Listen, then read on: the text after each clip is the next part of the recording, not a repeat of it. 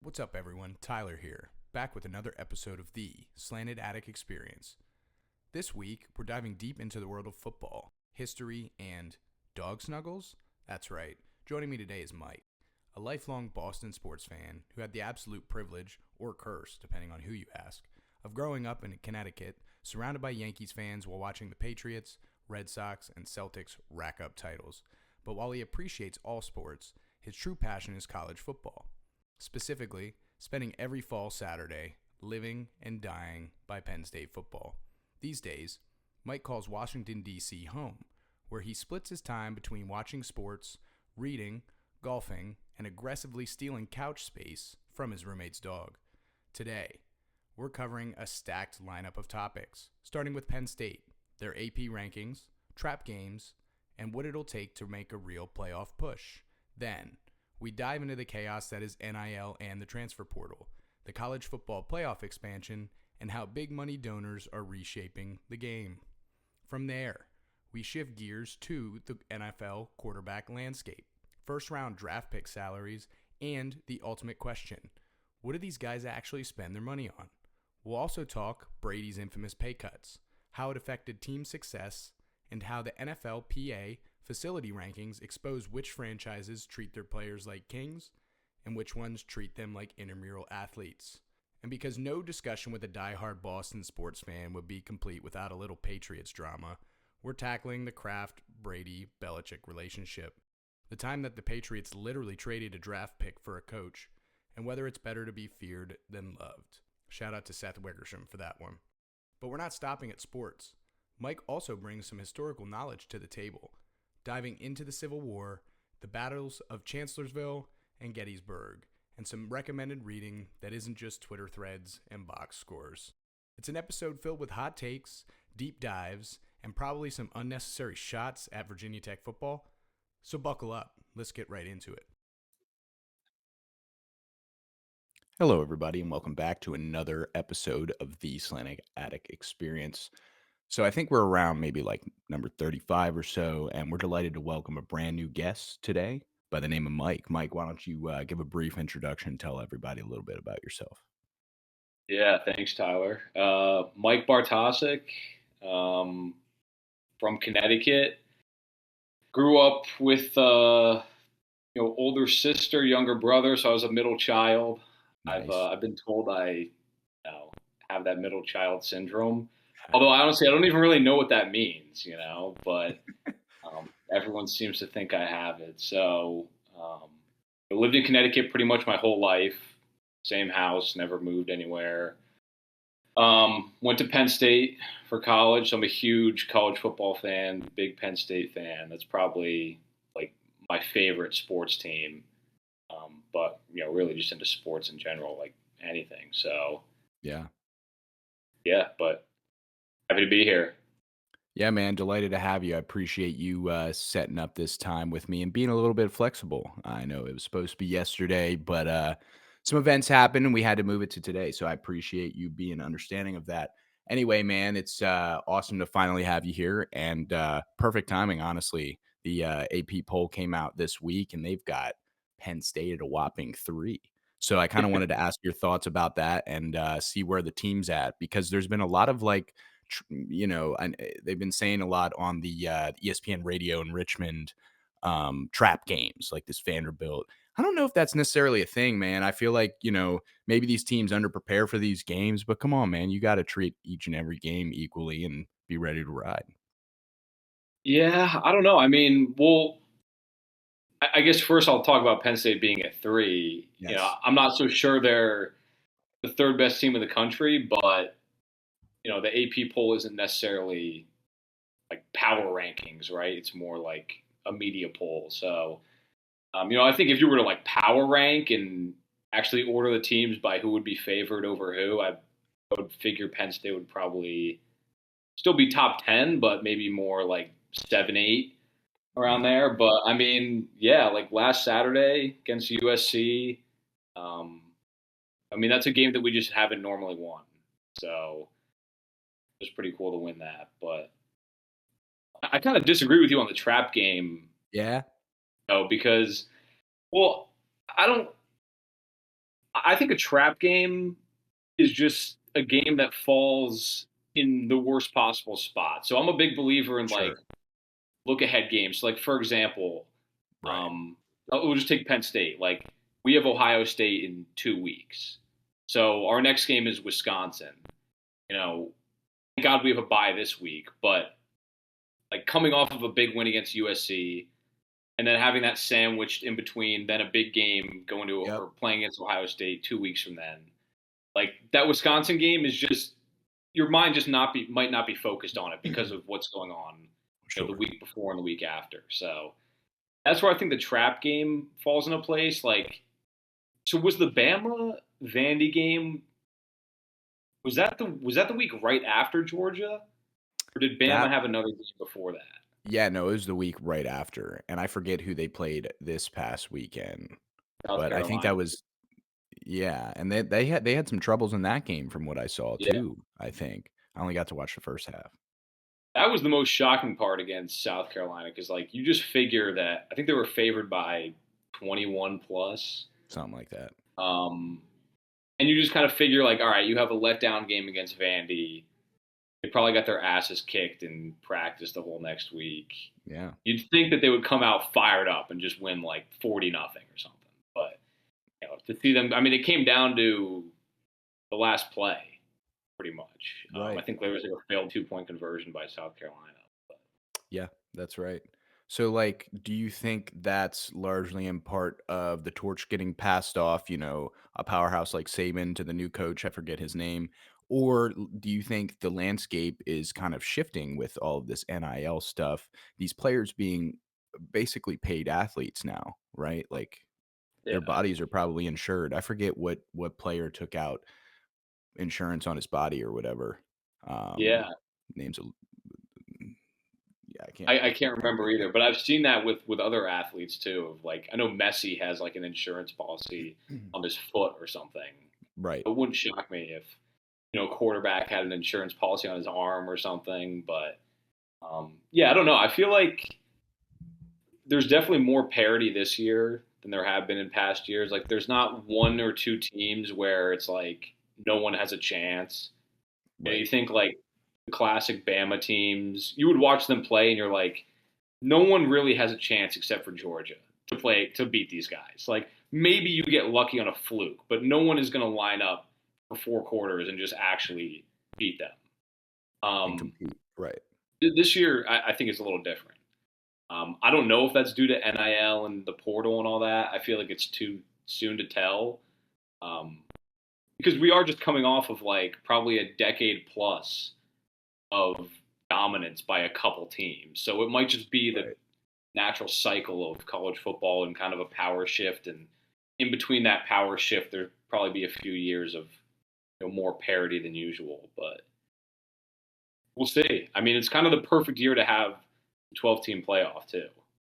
Yeah, it's so So interesting that this is the if you were to have the 12-team playoff in a year where there's only a couple really good teams, it's kind of pointless because you know you're the number 12 team getting in. You're like, what's the point? I'm going to play one more game, get killed, and then have no chance. But this year, I feel like there really are probably 10 teams that on any given Saturday could win. So Do you think that there are any non-Power 5 conference teams that could potentially win a game in the 12-team playoff, this year maybe?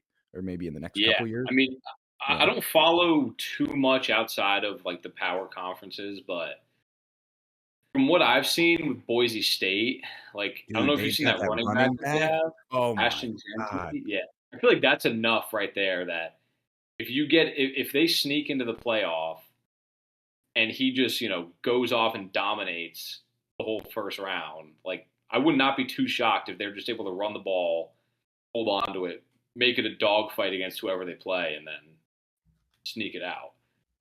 So that team I definitely could see. I don't know who else. I mean, I saw like Army Navy right now. They're both undefeated. I mean, I haven't watched them play at all. I can't imagine that they would stand much of a chance against like an Ohio State or Georgia or Texas or something. But Right. you never know. Yeah, man. So I'm looking at this Janty guy. He averages 9.9 yards a carry, Yeah, 126 carries, 1,200 yards, 17 touchdowns. ridiculous. I That's saw I insane. saw a graphic and it was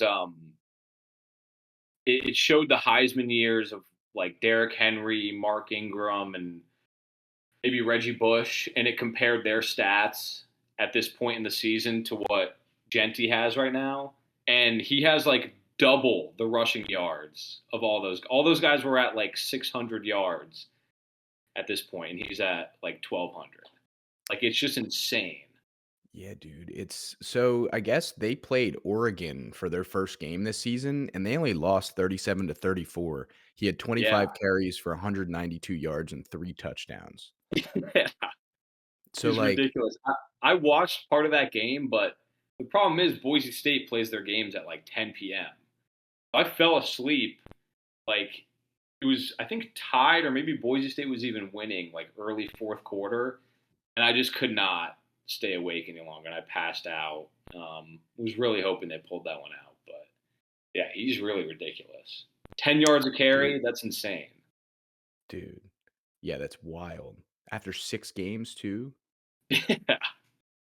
That's insane. I've never even heard of him either. Like, is he a freshman or something? Or No, this is his 3rd year. So last year, he actually has pretty decent statistics. He averaged 6.1 yards per carry, but he only got 220 carries for 1,347 yards and 14 touchdowns. So he's already surpassed the touchdown mark. he's And almost in at the rushing yards. one more game, he'll be at the rushing yards. I mean, I feel like that's not a bad season last year either. Yeah, And he averaged 5.3 as a freshman, 7 touchdowns. Um, I mean that seems pretty good, honestly, as well. So I don't he's a know, good man. player. I mean, you got to imagine he goes to the draft after this year, but the one drawback to the NIL and transfer portal stuff is if, say he's a sophomore and he's not eligible and he had like a crazy season like that. I mean, he would just end up on Bama or Texas or Georgia, Right. which is, that's kind of the aspect I don't like about it because it's cool to have like some of this talent be spread out at some of these other schools that, we'll have like every couple of years, Boise State's always got a good program, and then every couple of years they kind of pop. So I like Yeah. that, but kind of worry that it might go away with the transfer portal. But the opposite case is probably true, where you get a backup who's at Georgia who just wants playing time, and he goes to Boise State to play, and he's a really good player. So Right. could even out. Chance to shine. Yeah, man. I think the previous landscape was honestly kind of shoddy, so might as well try it out with all the new shit. Yeah. That's my thing. But yeah, back to Penn State. I don't know a whole lot about their team. Any particular players that are interesting to look for? Why are you guys being successful? I remember you told me when I was up to see you guys a few weekends ago that the whole thing with the defensive coordinator and the middle linebacker not being able to Oh yeah. receive the play calls, that shit was hilarious. So kind of Yeah. what's the landscape of your team? What does that look like? Who's good? Yeah. Well, so we have all three coordinators are brand new this year, so they're all first year Wow. coordinators. We lost our defensive coordinator is now the head coach at Duke. We fired the offensive coordinator, and then the special teams guy, I don't know, he went somewhere else. I don't know where, but so we got three new coordinators, which is a tough adjustment for any team, no matter what kind of talent you have. So I was a little bit worried about that, but we do have good player, on paper, good players at some pretty key positions. Like our quarterback, Drew Aller, he was the number one quarterback in his high school class. So he was like a highly recruited 5-star kid. Yeah. That his whole freshman year redshirted, and then last year was his first year actually starting, and he looked okay, but definitely not like the number one quarterback in his high school class. Like he just looked Sure. like a regular quarterback. Kind of came up short in big games, or yeah, in big games. Looked pretty decent in against like Maryland and some of the Right. weaker opponents. But so quarterbacks looking really good this year. I think he's benefiting a lot from the new offensive coordinator. We got the guy Andy Kotelnicki from Kansas, so he's kind of known for just like really weird, creative play calling, which has like never been the case as long as I've been a Penn State fan. Which Sure. I've been a fan my whole life. Like both my parents went there, so I was born into it and been rooting for him ever since I was little. And it's always been like the old Joe Paterno offenses where it's just essentially run the ball for 3 yards, play defense, and no flash. So it's kind of cool that this year to have some like trick plays that actually are effective and not just like gimmicky. But we also have the talent to kind of pull it off. We got a couple really good running backs. The tight end is really good, Tyler Warren. So if you watch the USC game, he had like 17 catches, 200 something yards. And they lined him up literally everywhere. I think they showed a graphic during the broadcast, and he lined up at tight end, wide receiver, quarterback, and center. So there was a play where he snapped the ball, ran down the field, and caught like a 50-yard touchdown. What? And there's like, it's a weird like, I don't know if you saw the play. It's a weird like, it's not a loophole, but they essentially had him on the end of the line, snapping the ball. And as long as you have enough people lined up on the line of scrimmage, like it's a legal play, and he can still be an eligible receiver, even though he's snapping the ball. So, like no one accounted for him because they're not thinking that the guy snapping the ball could ever run down the field. So it was a wild play. He's really good. And then the defense has taken a little bit of a step back, but got a couple good DNs, which, if you have that, your defense will always be, good enough. So we'll see. I mean, this has kind of been the year that everyone's been pointing to. As Penn State fans, like this was kind of the recruiting class. They're all juniors now. So this was kind of the one that everyone's been looking towards. So we'll see. I mean, we've got a kind of a favorable schedule too. Like no Michigan's down this year, and we don't even play them. USC is a little bit down. Got that out of the way, and then Ohio State will really be our one big test. But of course, trap games everywhere. So every other game is just going to be a trap game. But we should be favored in everything except Ohio State. So. Well, very exciting. Yeah, I mean, we had a nice general outlook, as in the Hokies, towards the beginning of the year, and now it's not looking like so much. Terrible trajectory. That game that we watched at I forget the name of the bar. That was just devastating. That was devastating. Dude. Yeah. I mean, I was a huge believer in the Hokies before the season. Like, I was telling all my other friends, like, watch out. I watched the games with Ben last year. They were all like, everyone came back, maybe all 22 starters, something like that. It just hasn't clicked. But also, you guys ran into a Vanderbilt team that's a lot better than usual. I mean, they beat Bama. They're 5-2. Even the Rutgers team that you guys lost to, like, Rutgers is scrappy. They're really not that bad of a team.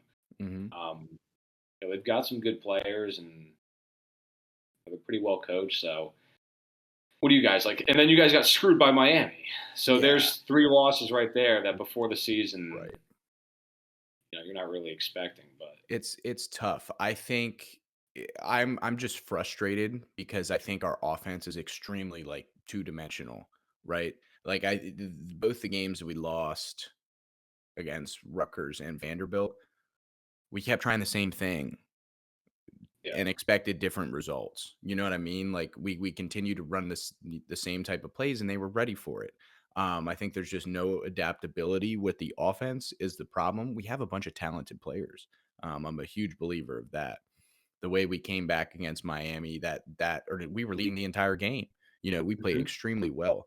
But I think there's been a couple coaching blunders. I think drones has not delivered a drone strike on several occasions where he should. A couple errors there. I think the team's just not clicking altogether like I was hoping towards the beginning of the season. So it's just a little bit disappointing. Not to say that I'm extremely frustrated. I think we can still win another 4 or 5 games. Yeah. I mean, Clemson looks. I mean, you guys got what? Clemson left. Probably a full ACC schedule left, I would assume. So Yeah, I think we play you got Georgia, Boston College tomorrow. Boston College tomorrow. Yeah, So it's heavy, I'm man. trying It's to. heavy, and I was expecting great things towards the beginning. Well, the thing, I mean, the good thing about the playoff, though, you guys, two of your losses are out of conference, so you could still contend for an ACC title. I mean, you have one conference loss.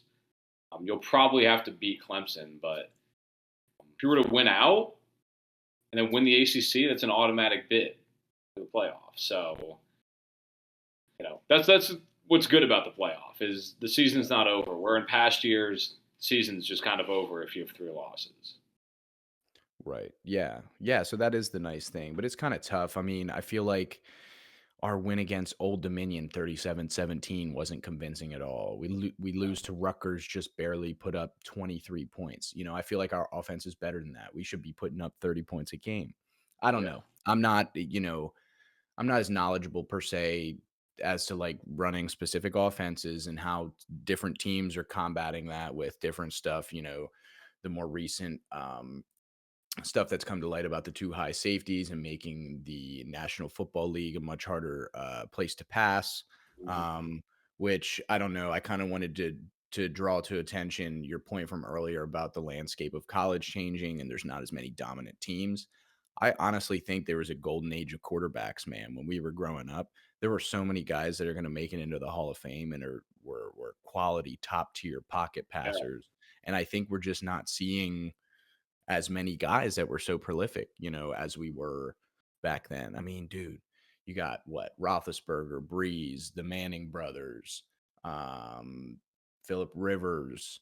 Who am I missing? I'm missing a lot of big names. Brady, come on, Brady, Brady. Brady, of course. How That's could my I guy. forget? That's my guy. Even Bledsoe before him. Yeah. Um, who else, dude? Even McNabb, Rodgers in his prime then, like Rogers, yeah, Rogers, Cam Newton. Newton, yeah, Michael Vick. Dude, yeah, we lived in the golden age of quarterbacks, Yeah. and yeah, I don't know, man. Have you noticed that as well? Or what's your take on that whole Yeah. situation? Yeah. I mean, through the first few weeks of the season, I was not enjoying watching the NFL. Like, it was a bad product, Yeah, honestly. Um, and I think that comes like there were no points being scored. The offenses looked horrible.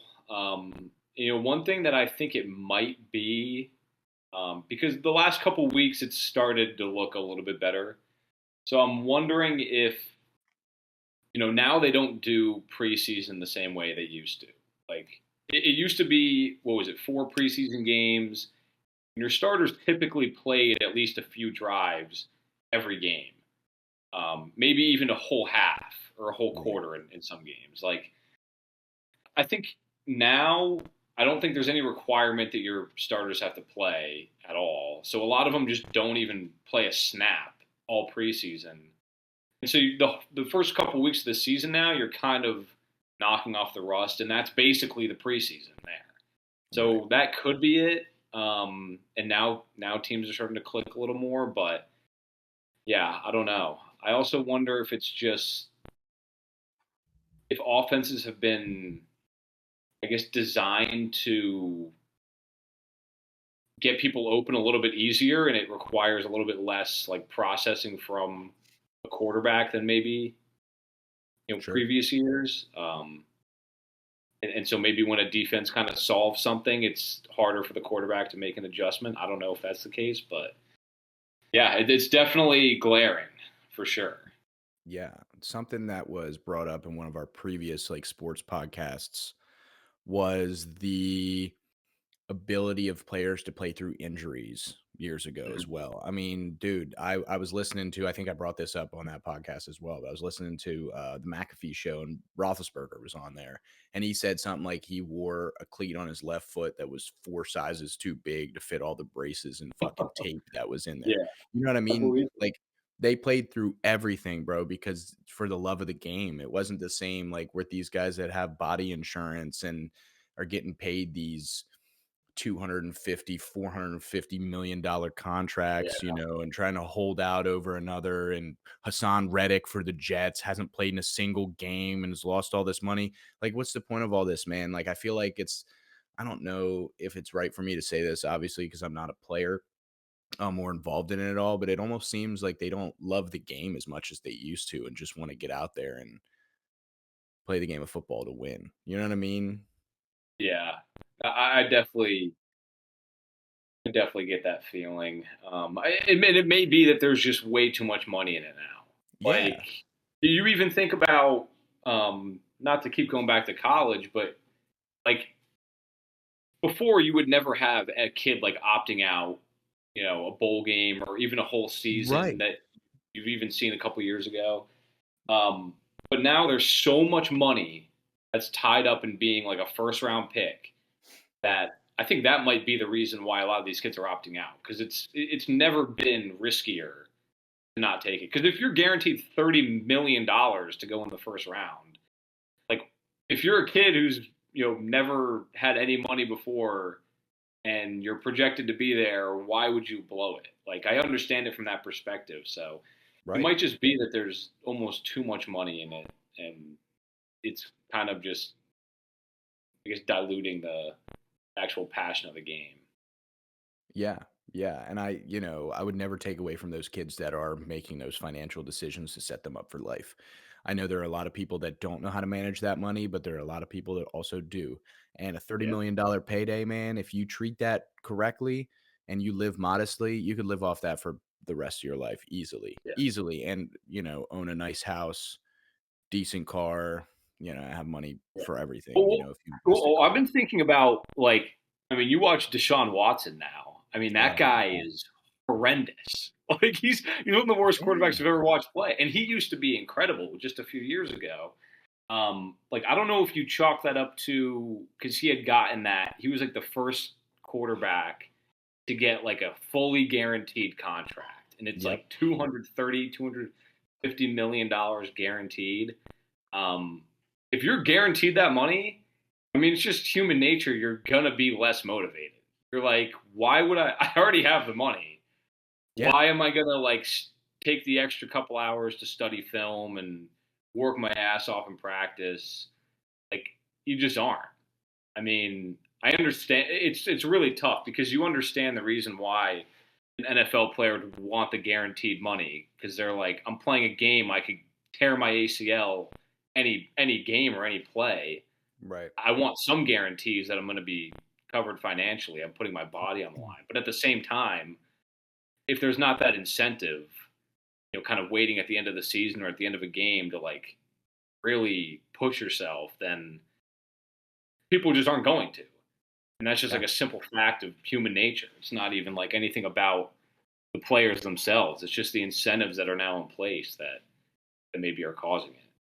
Yeah, they allow people to take advantage of it. Whenever think about something like that, I think about the whole Scottie Pippen scenario and him getting stuck on that silly small contract for an extended period of time.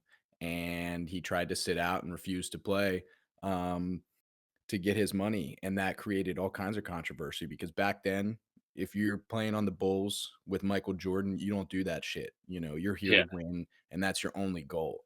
So just seeing that shift in, I don't want to say like sportsmanship, but for the love of the game, type of thing is super interesting.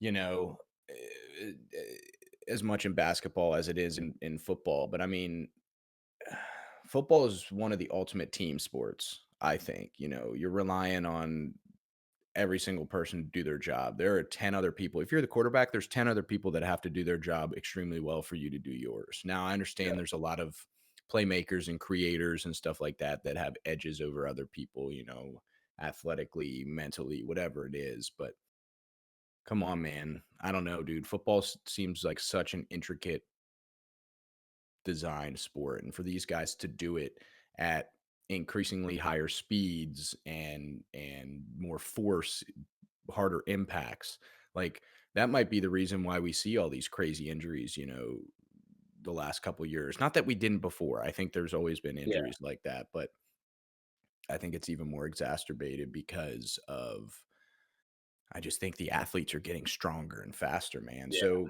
honestly, I I mean, can't look you at can't some of these fault some them. of these D linemen are Yeah. like look at T.J. Watt. I mean, that guy, he's a freak. He's a freak. That guy didn't exist 10, 20 years ago.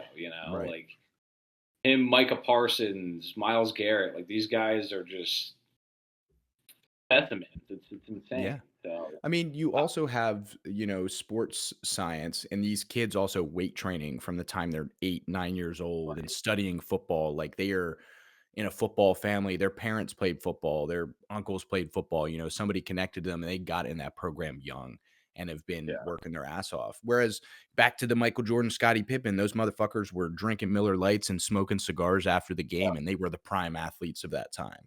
You know? exactly. It's interesting. Um, but I mean, maybe now, like now more than ever, it's probably critical to have, I guess, your best player be the leader of the team. Like I'm thinking Tom Brady was someone who, Belichick always talked about, like, okay, Tom's taking a pay cut. Granted, he could because he's married to Giselle, who's worth $1 billion. So it's a little bit different than someone else who, maybe just needs that money or is like, why would I not bet on myself? But anyway, Sure. like he's saying Tom's taking this pay cut. He's our hardest working player. He's clearly the best player on the team. What excuse do you have to be either like jogging in practice when you should be sprinting, not in the film room when you should be, and asking for more money? Because look at Tom. He's doing none of that, right? So like I feel like now more than ever it's important to have someone like that. Your best player is all about football and maybe is willing to defer some of his money on his contract or whatever it is, um, to kind of like keep the team focused, because Yeah. your best player isn't your hardest worker. It's kind of tough to sell to the rest of the team the importance of like putting in the time and the effort. So 100%, man. I think one of the most important things is to lead by example. And I think it was just the marrying of the two perfect entities at that time with Brady and Belichick. Belichick run an extremely rigid, strict program, and that's what Brady needed to thrive. yeah, And he did exactly what you said. He led by example, and Belichick kept all their asses in line. And every single one of the people in that building wanted to be there every single second of every day that they were in that yeah, facility or playing football for that team. That's what set them apart. That's why they're a dynasty. yeah. I mean, people scoff at the idea of like you always hear culture thrown around like some buzzword, and Sure. you know, I get it, but it really is the difference between an organization that is going to be successful and one that isn't. Um, Yep. like you kind of wonder why the same teams always seem to suck versus like look at the Steelers. They have always been good pretty much all throughout history. I mean, even in their down years, they're still a 500 team. Like Right. clearly there's something behind the culture that's kind of keeping that team going all this time. Like the Jets have always sucked. There's probably a reason why they suck. Like it's probably coming from the top. The leadership's probably not great, and the culture is probably messy and fluid, and no one really knows what the culture is. That's probably also an issue. Yep. So, I mean, look at it like Packers, uh, Steelers. I mean, any of these teams, like they've been good for a long time, and there's a reason. So, Yep. Yep. You know what they say, man, shit rolls downhill. Or is yeah, it shit flows downhill? So like if I you don't start with know, but I know what yeah. you're saying. Yeah, Yeah, so you've got somebody shitty at the top, that impacts everybody. So yeah, it's yeah, it's and not even like in the way of like a leader. as in Tom Brady was to that organization. You need to have a good structure outside of that, good framework, good facilities, good places for these players to recover. Mhm. I think that that player survey, did you see that, of like the facilities that came Yeah, out this year? That shit's extremely interesting to me. I was like, yeah, what, is it trend that the better facilities are typically wealthier teams or more successful teams? You know what I mean? So I think yeah. that's super But interesting. it's kind of interesting. Like, I think the Pats ranked pretty low on that survey in a lot of categories, which is interesting. Um, I wonder if it was different when they were winning. Like, because who votes on that? Is that like a player vote Yeah, it's the or NFLPA. It says 1,706 of our players provided information to share with one another about their current club. Um, let's see. We'll like if do. you're on a crappy team, are you just going to say, "Hey, everything sucks," as opposed to like if you're winning, you don't realize that the locker room kind of sucks.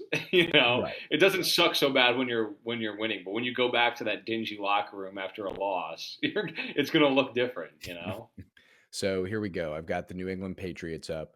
Their treatment of facilities is an F minus. Food and cafeteria B F minus. minus. How do you even Nu- have that? Nutritionist and dietitian B minus. Locker room C minus. Training room C. Training staff B minus. Weight room F. Oh shit. Guess who's right behind you? Also at an F minus for treatment of facilities, your hometown Pittsburgh Steelers. And then we've got a B Really? minus for food and cafeteria as well. Our nutritionist slash dietitian is a D. Our locker room is an F. Our training room is a D plus. Training staff a C and weight Wow, room a C. So we are not no that's bueno. shocking. That's shocking. Do you notice any trend on that of like Wow. the really good teams are at the top, or it kind Vikings of struggle? are A, B plus, A minus, B, A. Dolphins are A minus, A minus, A plus. 49ers, A minus, B plus, C, B minus, B plus. Let's get some other good ones. Eagles are C, A, B minus, B plus, A minus, A minus. So they've got a bunch. Packers are decent. C plus, B minus, B, A. Raiders are pretty good. And then we want to see some teams toward the bottom. Bengals are pretty bad. Saints are bad in food, but good in everything else. Chargers bad in food, good in everything else. Let's see. Worst locker room, Commanders. Falcons bad locker room. Oh, Commanders bad across the board, really bad. Falcons, a lot of Fs and a lot of As. Cardinals, medium to low. Steelers, medium to low. Chiefs are pretty low. Treatment of facilities, D plus. Food and cafeteria, C minus. Nutritionist, dietitian, F. Locker room, F. Training room, D. Training staff, F. Weight room, C plus. I'm not really noticing any trend here on the. Me either. It's probably which teams owners have the most money to pump into the locker room, or if they have Yeah. big donors or something like that. Ooh, that brings up another interesting question I have for you. So, do you think programs like Texas are going to be vaulted towards the top of the list when it comes to powerhouse teams these next couple of years because of their Oh yeah. booster program and the money coming into that school? Oh yeah. I definitely think so. I mean, I don't. I can only imagine they probably have the most powerful like booster network of any program. Maybe like Texas A&M. I mean, just the oil money down there Yeah, um, man. is enough. And I remember seeing this video. I think Texas posted it, or maybe a recruit posted it, and it's like right outside of the Texas facility, and on both sides, lining like probably 10, 15 cars deep. There's just like Lamborghinis, Ferraris, any sport, McLarens, like any sports car you can name, just lining the walkway into the facility as these recruits walk in. Like, how can you compete with that? You know, like these kids are getting Lambos.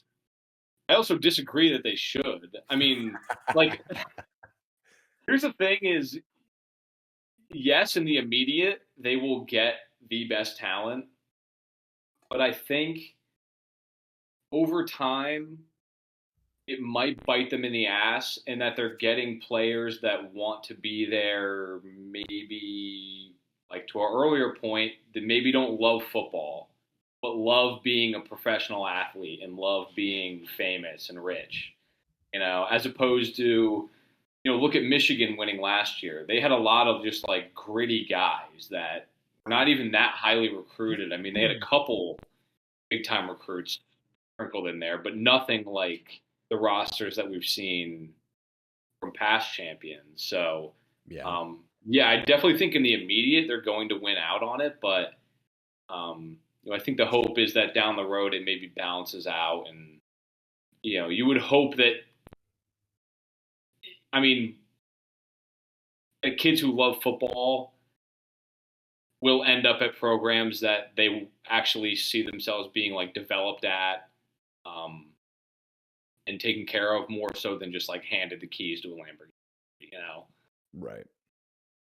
So Yeah, I think to your point, a large problem that we have the Pittsburgh Steelers in our organization is we don't really have a wide receiver one. And I think specifically to your point about the players that are wanting to go there for cash or a Lambo could be players like George Pickens, who I yeah, was huge on him, dude. But he's such a head case. I think he's bad morale in the locker room. I don't know if other players love to be around him. And is that going to create that culture in a place like Texas where it's all these players that are out for themselves making TikToks in the fucking locker room yeah, or whatever for their million followers or however many they have, hypothetical situation. I'm sure it's happened. I'm sure Archie Manning has a million followers on some platform. But yeah. yeah, do you think it's going to create something like that? Also, I don't know much about the program and Quinn Ewers, but it sounded like Archie Manning was fucking slanging, and they put Ewers back Yeah. in after he came back. What's the deal with that? Yeah, I mean, yours is really good. Arch Manning is really good. And I think, credit to Texas, Steve Sarkisian, their coach. Like, I don't think he's out here selling these kids on a Lamborghini.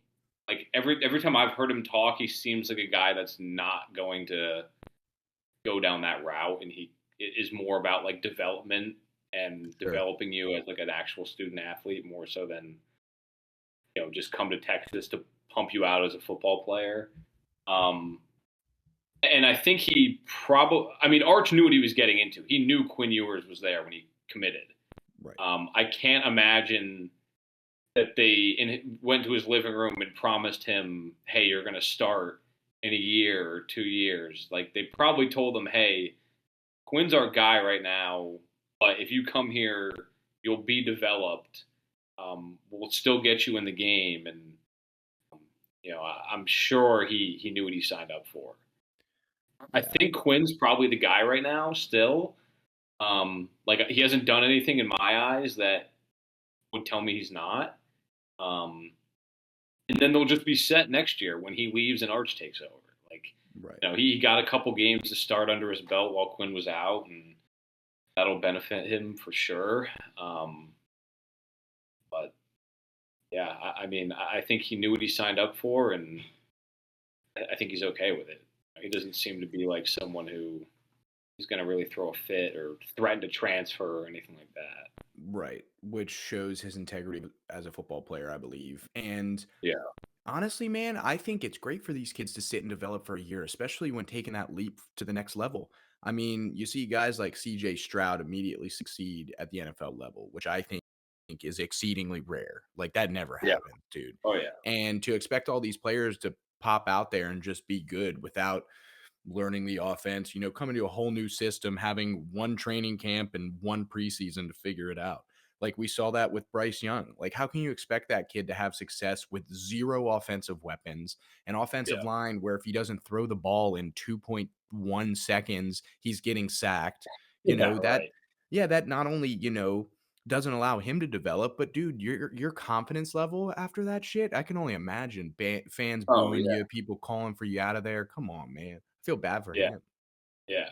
I remember this was years ago on like a Monday night game. I think it was Sam Darnold's like rookie year or something, and he has to go as a rookie playing on a crappy Jets team, playing against Bill Belichick and Tom Brady. And of course, Bill is just going to torture him all Yeah. night with his defense. So I remember there was a hot mic though, and he's like, "I'm seeing ghosts out there." Like that's what can happen to their confidence when they're like, I'm so confused and so overwhelmed that I'm not like I can't even read the defense anymore. And you can only imagine that happening. I mean, you start a kid game one, like come on, that kid has no chance. And sure, there's guys who can do it, but they're like you said, the exception. Like I know Mahomes sat his whole first year. I doubt he would be bad if he started his first year.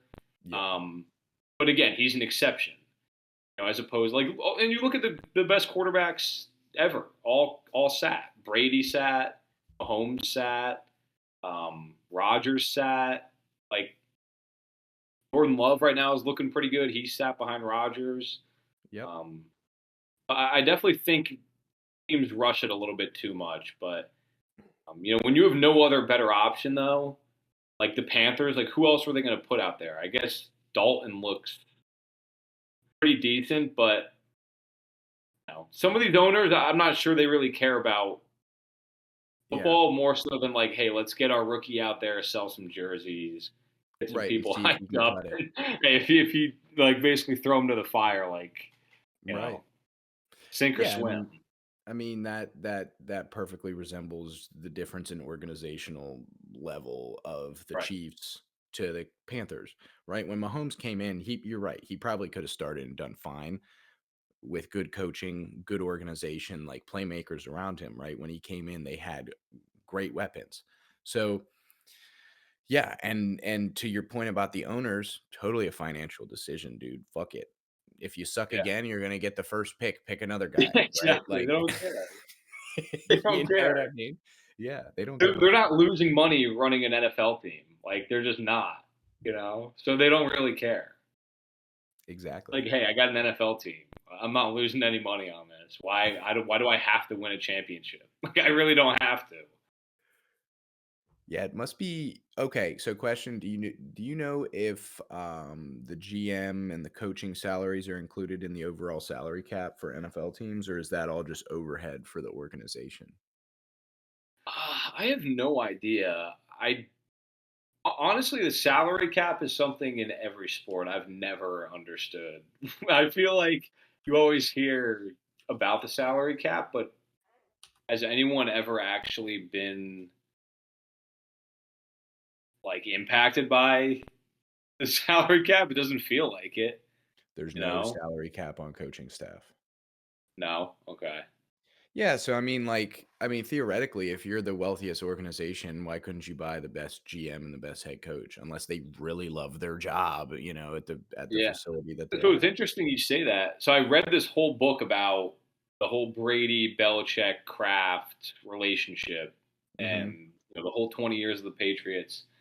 And this was obvious. This was when because this was 1999 or 2000. I mean, I was born in '98, so I don't Right. remember any of this, obviously. But the Patriots had drafted. This is before they had Belichick. They had drafted a running back in the first round of the draft. I forget his name. He had an incredible rookie year, um, and then in the off season tore his ACL like playing beach volleyball with his friends or something stupid like that. Oh, And Robert Kraft looked at that and said, "All right, I just wasted a first round pick, and now this guy's never even going to be able to really play again, or at least never at the level that he was. So why would I not spend a draft pick on getting a coach?" So that he actually traded a draft pick to get Bill Belichick from the Jets. He gave the Gave him Jets a from the draft Jets. pick to get Belichick. Wow. Yeah, so he was like, my coach isn't going to tear his ACL and be out for 10 years. Like if I invest in this coach who I really believe in, he's going to be here for 20 plus years. So Right. I've never heard of anyone else ever doing that. So Belichick was on the Brown. He was a Browns head coach first, and then he went to the Jets, and then he came to the Pats. Yeah, yeah. So he He was was D with coordinator for Brown. Miami before that, right? Um, I don't know. I know he was with the Browns, and then he was with the Giants before that too. Oh, that's right. Because he coached like Lawrence Taylor, those teams, Oh the yeah, Giants, dude. and then I think he went Browns, and then I think he was on the Jets for a little bit. Here we Um, go. Baltimore Colts special assistant in 75, assistant special teams coordinator for the Lions 76. He got promoted to wide receivers coach and tight ends coach, and then he went to the Broncos, special teams coordinator, defensive assistant. He was at the Giants, defensive assistant, special teams coordinator, and then he got promoted to linebackers coach, and then he became the D coordinator from 85 to 90. Then he was the head coach of Browns from 91 to 95. And then he was assistant head coach and defensive backs coach in New England for 1996. And then he was assistant head coach and defensive coordinator from 97 to 99. And then that happened in 2000. So I didn't mean to yeah. cut you off there. I kind of wanted to know a little bit more about that book because I, I I didn't. watched Yeah. that. You haven't finished it? No, I did. I finished it. Because I saw Yeah. that Brady show or documentary. I watched a little bit of that, so I gained a little bit of knowledge there. But what was your perception from that book? And was it really focused on their relationship, or what was the premise of the book? Um, God, I mean, I read it like probably 3 or 4 years ago. I think it was called "It's Better to Be Feared." I think that was the name. I actually have since lost it. I think I loaned it to someone, and I have no idea where it is now, which just kind of bummed me out because I wanted to go back and read it. But yeah, I mean, it pretty much just chronicled like it kind of looked at each coach's or so it looked at Brady's career from like Michigan up to the draft, uh, and then it kind of looked at Belichick's career. I didn't know to that extent, like his really early coaching days, but touched on like early Belichick stuff, and then Kraft, like right when he bought the team, he actually had like threatened to move it to Hartford, Connecticut, for a little Really? bit, and yeah, so got into a little bit of the early story for each of those guys, and then the rest of the book was just kind of followed the 20 years of the dynasty and the different, or kind of how the relationship, I guess, I mean, not grew, maybe deteriorated over the course of the 20 years. So it was really interesting, but a lot of the specifics I don't really remember. It was several years ago I read it, but it was a really Sure. good book. Yeah, and so was it like a journalist that wrote it?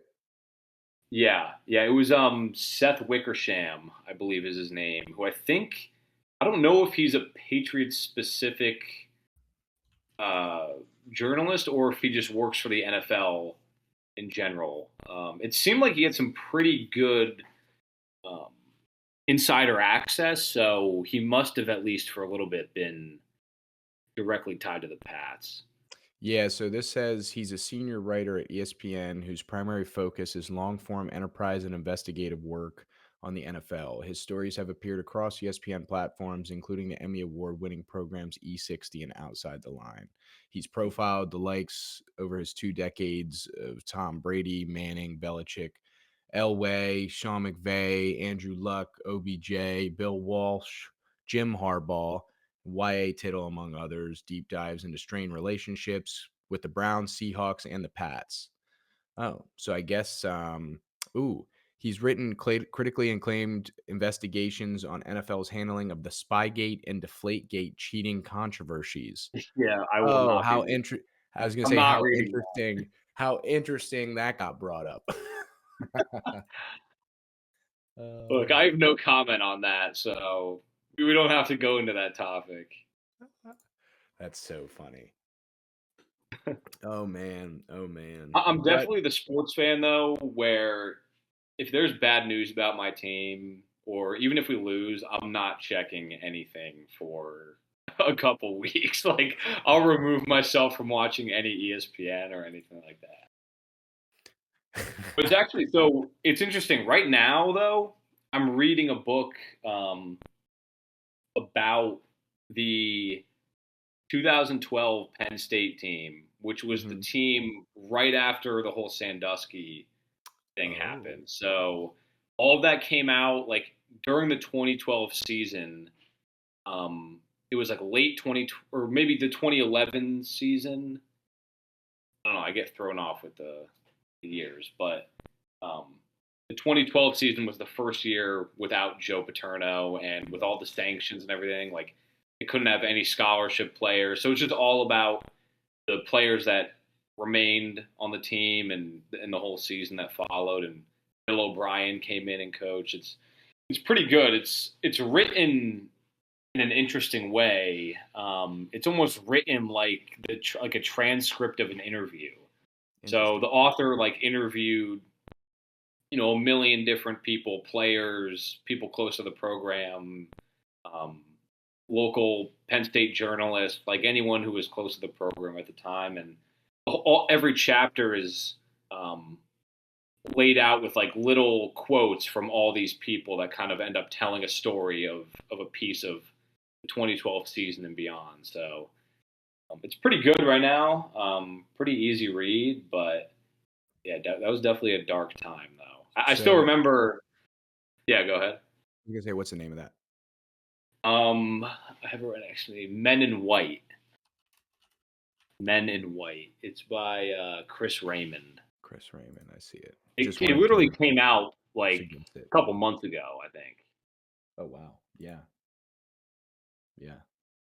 The gutsy against all odds return of Penn State football. Yeah, no, I'm sorry to interrupt you. I was just trying to uh, get that link so we could suggest it to all the kind of viewers out there. Yeah, it's good. It's weird because it was. I still remember when all that news first came out.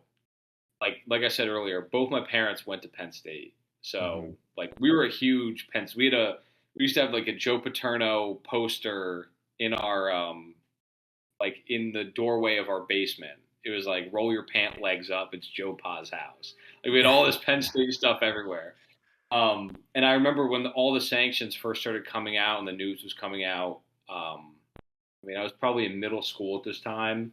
Yep. I came out of my room one morning to have breakfast and go to school. My dad's watching the news on the TV in the kitchen, and I was like, "Oh, what's happening?" And he like snapped at me, and he was like, "Shut up!" And I was like, "Oh my god!" And he was pissed. He was pissed, and I looked at the TV, and they're talking about like all the Sandusky stuff. So it was a weird time, and the team sucked for a couple years, but Yeah.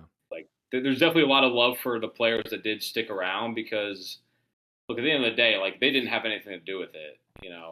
Like it's just tough because yeah, it was a guy really close to the program, and you know, definitely an unfortunate situation, to say the least. But still, I think there's a lot of pride with like the team that stuck around and the players that stuck around. They actually, for the first time ever, put last names on the back of the jerseys for that team. So the whole idea behind that was like Bill O'Brien wanted all the fans to know the names of the kids that stuck around. There Right. was, again, no scholarships. And these were guys who were recruited by Paterno, thought they were going to go play for Joe Paterno and this storied program, and then all this hits.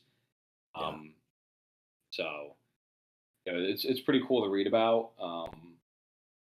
But now we're getting into the part of the book I'm in now. We're getting into like the James Franklin era, so it's like that that shift. So it's like 2014 ish, but yeah, it's a good Hmm. book. Yeah, for those of you out there, everybody out there that does not know about this story, it's definitely something you should educate yourself about. It's extremely interesting situation that happened with the likes of Penn State, and something I wanted to say was that it's kind of cool for those things that we've lived through, like that situation, especially considering you guys were so involved with the team and diehard fans. to go back and relearn, different perspectives of that same situation when you're older, more mature, and like Yeah. have a better world understanding, right? Like I should definitely do that because, I lived in central Pennsylvania and everybody around me was a Penn State Yeah. fan. We didn't watch a ton of college football, unfortunately, growing up, but everybody was affected by that situation, from where I was from. And I wasn't really knowledgeable about what was going on. I just heard, the jokes and whatever kids were saying in the Yeah. Yeah. hallways or whatever, right? So, that's definitely something I need to do. But yeah, super interesting, man. Yeah, I remember when I was there last, we were chatting about books. I forgot you love to read. Yeah. Yeah. I haven't been great about it lately. I used to read like 20 books a year. Like 20 to 24 books a year. I would try and do like a couple a month. Yeah. Um, I'm not on that same pace.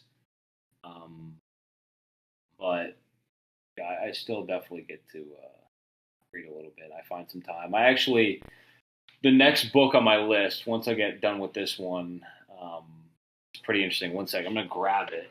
It's Yeah. uh, it's called A Peace to End All Peace. So it's like all about the history. It's set in like World War One. It's a nonfiction book Okay. set around like World War One, and essentially like the aftermath of World War One and what it meant for the Middle East as we know it today, and a lot of Africa. And I think I haven't read it, but I think it has to do with like how some borders were drawn after the war, and maybe some of the issues that that's caused. So I'm interested in that. I try and read like some history books, but I try and mix it up, right? Like I try Hmm. and do this Penn State one's kind of like an enjoyable, easy read sports book, and I'll do something on history, then I'll do something on you know whatever else, then like maybe a fiction book or something. So I try and Yeah. mix it up, but Yeah. I don't know if I was telling you the last time I saw you, but you have to read Old Man in the Sea if you haven't in a while. It's a short read, okay, extremely gratifying book. We talked about it. We have a book club on the podcast, and we talked about that book. That was our selection, and we're struggling over the next one. I kind of want to set up multiple groups, to be honest with you, because I've had some interest outside of those guys, and there's already, I think, 4 or 5 of us, and that's already a pretty large group to, try to dissect, especially on an, online program like this. yeah. So I'll definitely hit you up if you are interested in that. Plus, history stuff. I didn't know you were a history buff. I know that Ben shares the love for that. Yeah, I mean, I don't know if I would say history buff. I definitely get hooked on a topic, read a few books on it, pretend I'm an expert to everyone at the bar, and then kind of forget it. But I feel like my favorite era is probably the Civil War.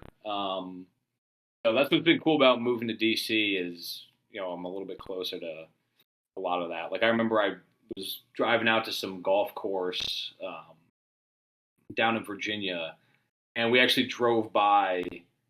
I want to say it was Chancellorsville, which was a battleground during the Civil War, and it was, Hmm. I think, actually where Stonewall Jackson had gotten shot and killed there. So it was kind of weird because I'd read a book all about Stonewall Jackson like a couple years ago, and then I had no idea. And we're driving down there, and there's like a whole sign saying, this is where it happened. So it's pretty crazy driving through there, and like you imagine in your mind looking out at this random field that's just unassuming, looks like any other park, and you're like, I can't believe there was a battle like that out there right here, right? It's just really weird to think. So someone's Yeah. probably going to fact check me on that, but I'm pretty sure it was Chancellorsville.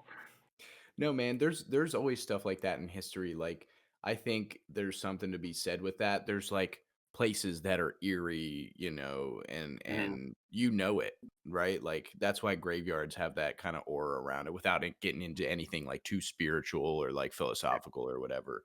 But, I've been to Gettysburg once Yeah. and I was young, 10 years old. So I think I understood necessarily the gravity of what was there, but it was just like a super, I think the best word to describe it is bleak. was just a very Yeah. bleak place, and like I don't know, man, it was like dreary and overcast, and like I don't know, it should get So do, heebie-jeebies, you know. do they do like a tour there, or do they just kind of let you out and there's like landmarks that you can read about what happened, or is there like an official tour? I did a guided tour with like my class, I believe, at the time. I forget what grade. It was probably elementary school. But I think there's just like sites and you can kind of just wander around for the most part, Yeah. from what I remember. Yeah, I'd love to check out Gettysburg, and so I mean I haven't really hit any around here, but I definitely have some on my list. And there's actually, I think it's in Maryland. Um, there's a museum about um, Civil War.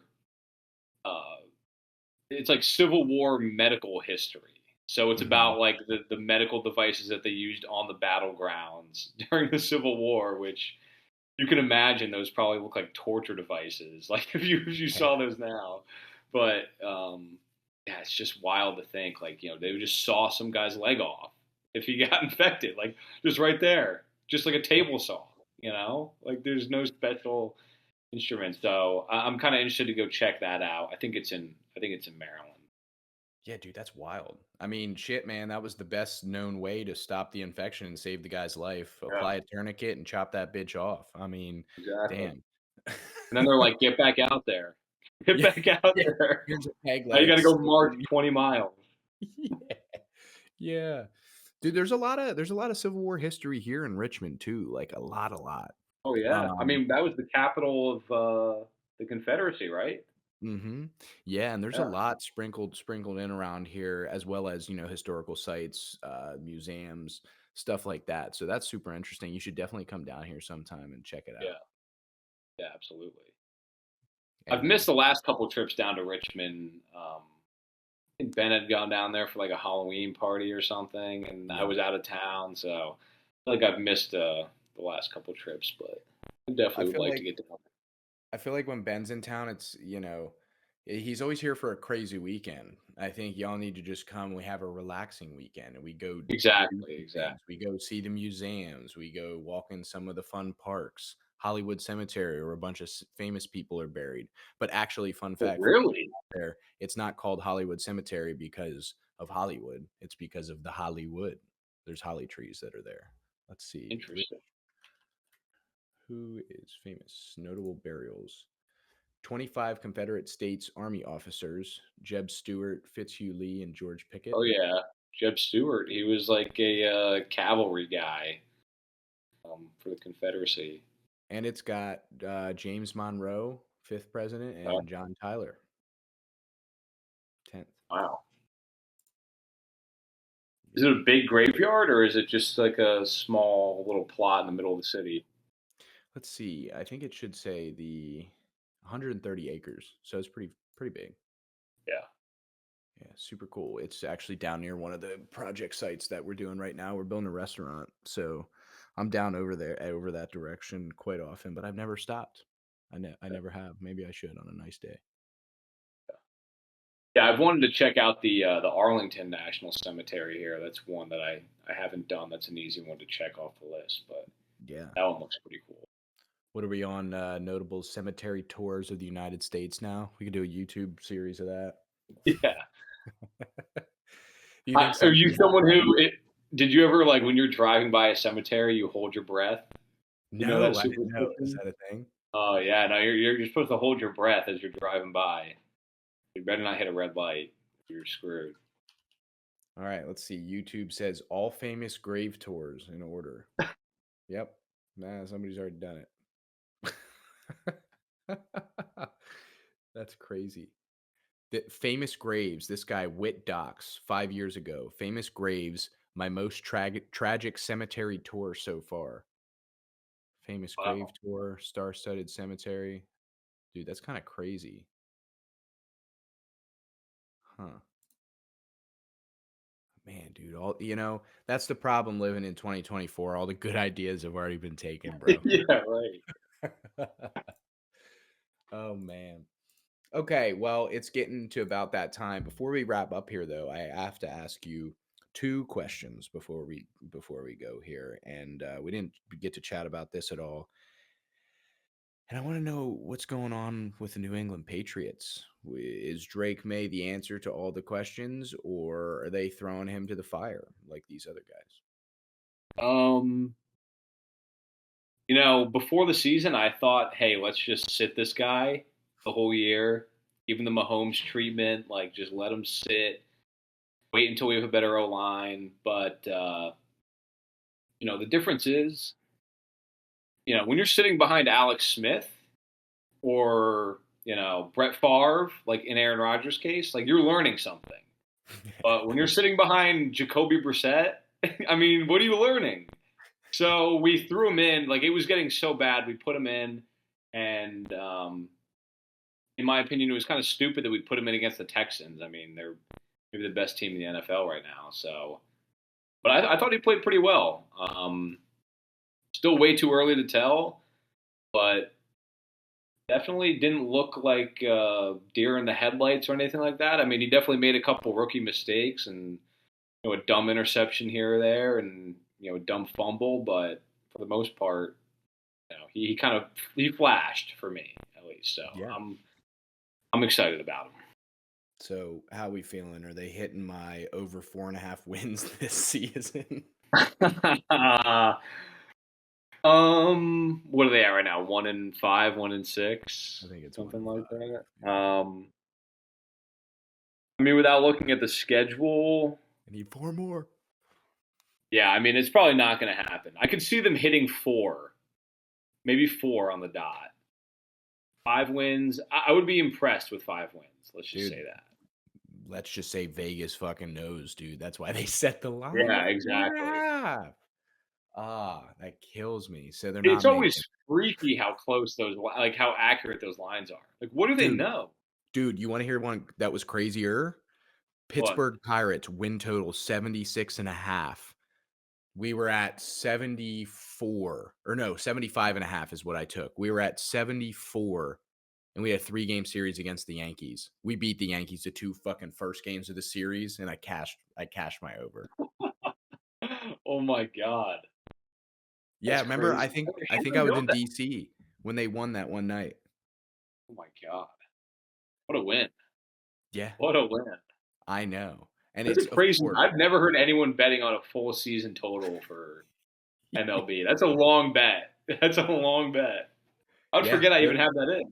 Man, there were a lot of ups and a lot of downs because I thought, the beginning of the season we started off pretty hot. Like last year, I was like, oh shit, this is it. I'm going to hit this easily, and then slump, and then back up, and then slump, and then finally we limped there, dude. I think it was like I needed 6 wins out of the last 15 games, and it came down to 2 out of the last 3. Did Skeens end up playing the whole year through? Right, he didn't get hurt or anything. No, he's chilling. He's doing very well, actually. Ridiculous. Yeah, or did very well. I guess the who plays tonight? I think the Dodgers Mets. Dodgers and Mets, Yeah. So it's funny. Me and Ben were talking about how the Mets are considered like, oh, this underdog story, and it's like, dude, they have the biggest payroll in the MLB by far.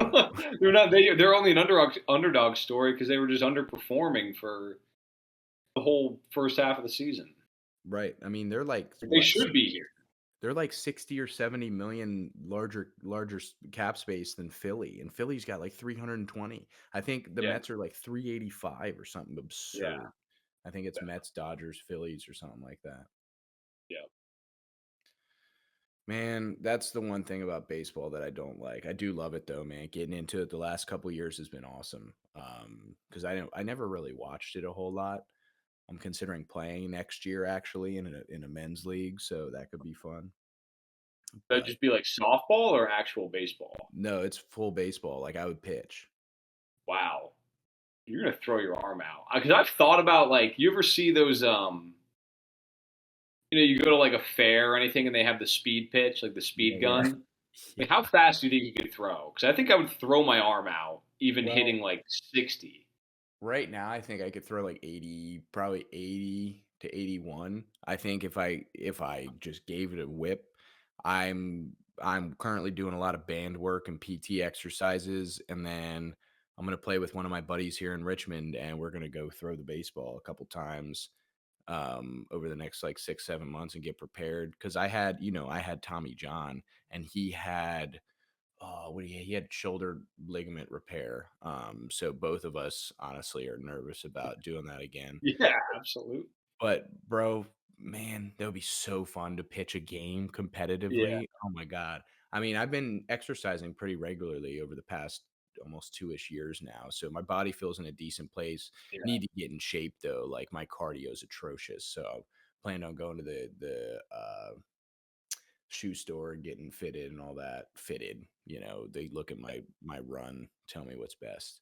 So yeah, I'm considering that next year. I think that could be a lot of fun, challenge myself. I feel old, man. I feel old. yeah.